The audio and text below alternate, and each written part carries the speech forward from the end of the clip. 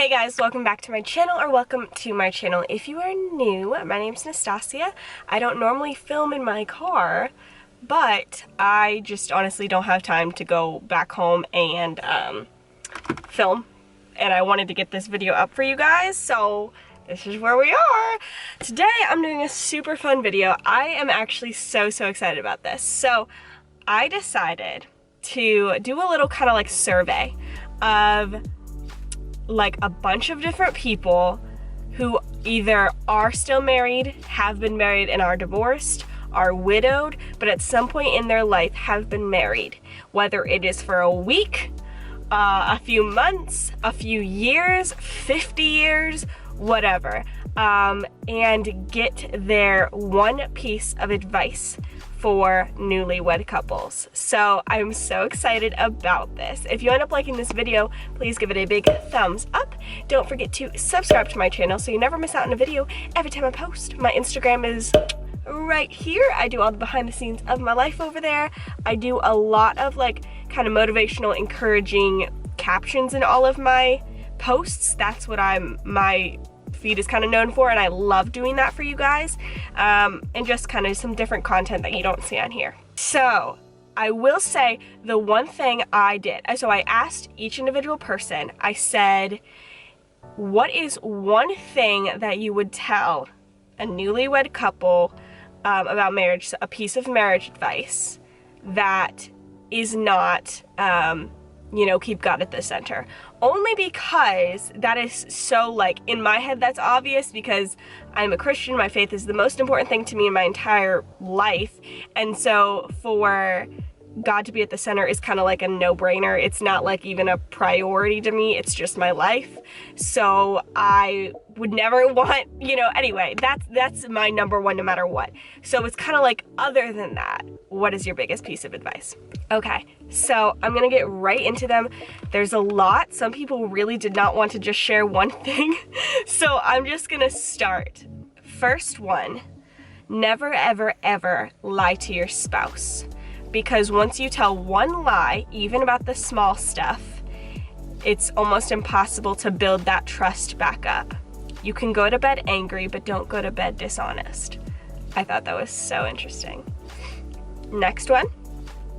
You have to be willing to go to the back of the line and let your spouse go ahead of you. You need to always have the mindset that they come before you and you're pushing them towards their best self. I loved this. I think I just love the analogy of always be willing to go to the back of the line and have them in front of you. I thought that was cool. Next one. This is interesting because it contradicts the first one a little bit. Don't go to sleep angry. Work it out before it builds. So they also refer to that verse. I think it's never let the sun set on your anger or something.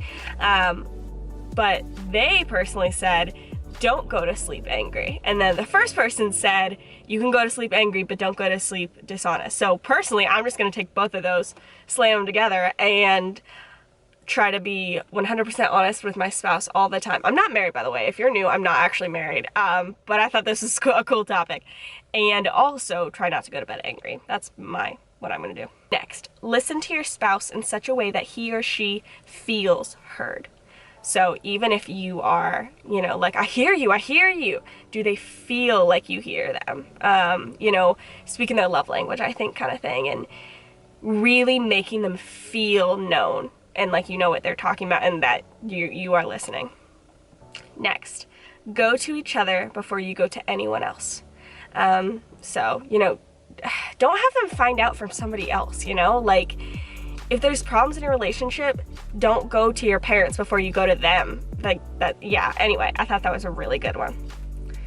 Next one, recognize your spouse's contributions, no matter how small. So, you know, thank you for unloading the dishwasher. I see you and I appreciate it. Thank you so much. Or, I see how hard you've been working and I love that about you. Or, you're such a good leader to me, thank you.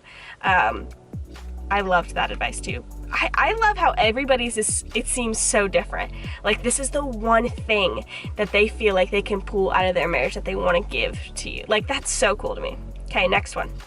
Never assume, no matter how long you're married. So this person in particular, they've been married to their wife for quite a few years, and they said it's easier, the longer you're married, it's easier to make assumptions. And he said never assume anything, no matter how long. So I like that.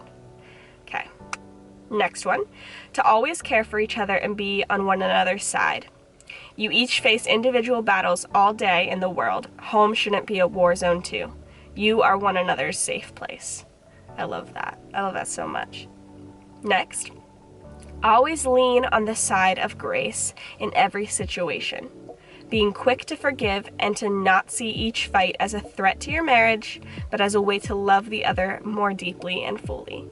I really like this one because I think it can be really tempting that whether you are newly married or you are in a new relationship or something like that, it can be really tempting to think, oh my gosh, is this the fight that ends us or something, and be freaking out, instead of approaching it as, okay, what can we learn in this?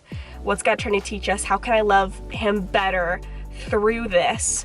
I really like that, not seeing each fight as a threat to your marriage, but as a way to love the other more deeply and fully. I love that. Okay. Next, remember who is and who is not in your marriage, and be wise about what you keep private and what you tell others. So this kind of also goes along with the go to each other before you go to anybody else. I love this, and she also mentioned, this person also mentioned, don't be bad-mouthing your spouse to your parents, because your parents will never forget that. They're not going to forget that, because nobody's ever going to be good enough for you in their eyes anyway, and it's just not respectful, and be careful who you're letting into those intimate conversations about your marriage, and what is working and what isn't working, and what needs to be, what needs help and stuff. There are a lot of things in marriage that you don't have to go to your parents about, you don't have to go to your friends about. You can go to God. God is more than enough for you to go to about those things a lot of the time.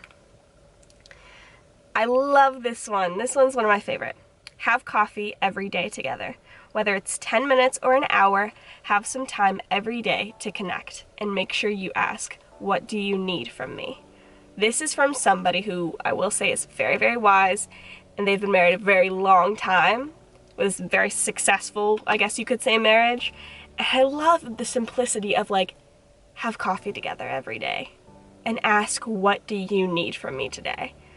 I love it. It's like a servant's heart to me. It's like a quality time, servant's heart kind of thing. I think it's beautiful. I love this one.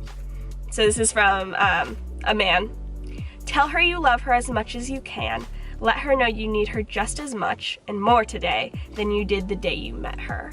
That makes the little romantic in me just so happy. I love that. I literally love that. Just tell her you love her as much as you can. I love it. This is also from somebody very, very, very wise and has been married a long time. Okay. You are the steward of your husband, and he is the steward of you. You should take it as your responsibility to always be serving them, pushing them towards the absolute best person they can be, and towards the God-given destiny he has for them. Love that. And it goes along with the, I think, well, in my opinion, it goes along with the be willing to always get in the back of the line and push your spouse ahead of you towards, their best self, what God has for them, their passions. I love that.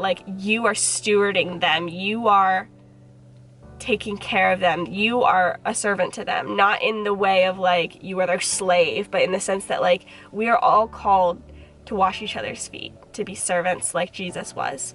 I love it so much. This is literally the most fun I've had creating a video ever. I'm so serious. Okay, next. To always have communication with one another when something is bothering them. Talk things out, don't hold stuff in, and always have one day out of the week just for you to have a date night with each other. So cute, so cute. Kind of like the coffee thing. All right, next. Become part of a church together if that's not already the case. And make sure that you have a good, godly community around you, and that your marriage isn't in isolation. This is so important. I think a lot of people feel like when they get married, everything else in their life is shut down in a way. you don't have your own friends anymore, you don't have whatever, but it's like, it doesn't have to be like that. You can have amazing biblical community, and it's just now you guys can do it together too, you know? So I think that's a really good idea. Next, honor each other and the marital bond with loyalty, honesty, humility, and a commitment to truly listening and giving yourself and your time to your spouse. Whew, that's a good one. That's a heavy one, but that's good. I think I really get the feeling of like, know how heavy this covenant is, especially if you're a Christian. You know, this is a covenant between you two and God. Like, this is not just some like, oh, sign a paper, now we can go on a honeymoon. Like, no, this is marriage. This is incredible and also super for real. Like, I love that. Okay, next.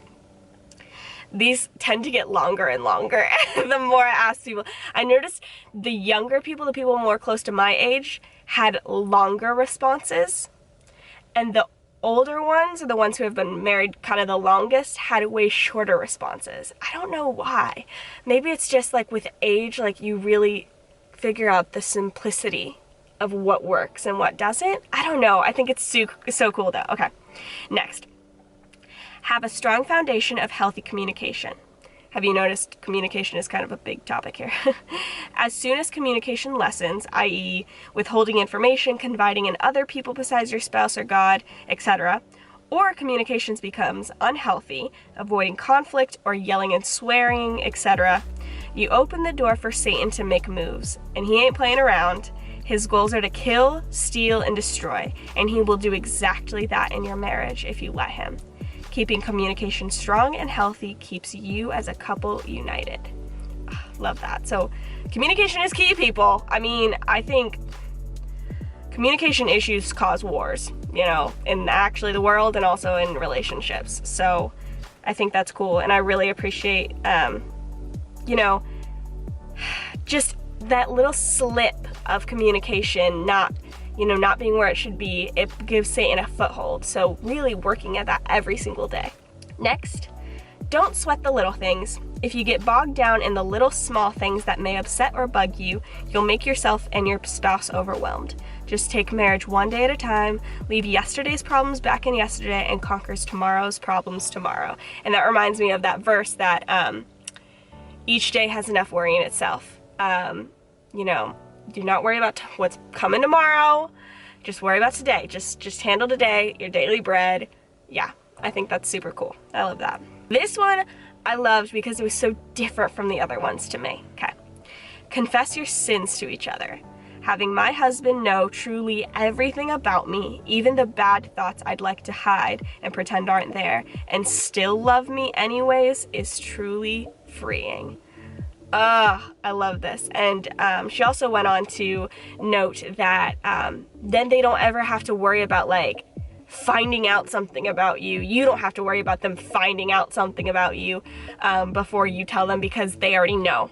And there's a confidence there, and I think it does help you love them more and better, and helps you know your own worth and not question if they're just gonna like leave you or change their feelings about you, because they already know everything. And I think that's part of the becoming one thing too. You know, when you are one, you know everything. You are there, there's no secrets. So I really, really loved that one because it was so different too. Okay, next. Don't expect or ask your partner to change. If you can't live with them the way they are, don't expect it to change after marriage. This is really good advice too for those of you that aren't married yet and maybe dating or engaged, and there's something with them that you can't live with. Do not expect it to change. Do not expect it to change. So if that's an issue, maybe rethink things. I've been there before in the past, and trust me, just it doesn't change, okay? And this person, they had like 3 things, and they were just so good, so I had to include all 3. So this is still the same person. So the next one, she said, fighting is inevitable, but at the very core, consider whether the fight is worth the relationship. You can apologize, but the words will still stay there forever and chip away at trust and respect. So be careful of your words. And then this is the last one, she said, intention and perception are 2 different things. Just because you intended your words or actions to be kind or sincere doesn't mean your partner received it that way or perceived it that way. Cater to their language. They're the judge of how you sound or seem, not you. If your partner tells you you hurt them, you don't get to decide that you didn't.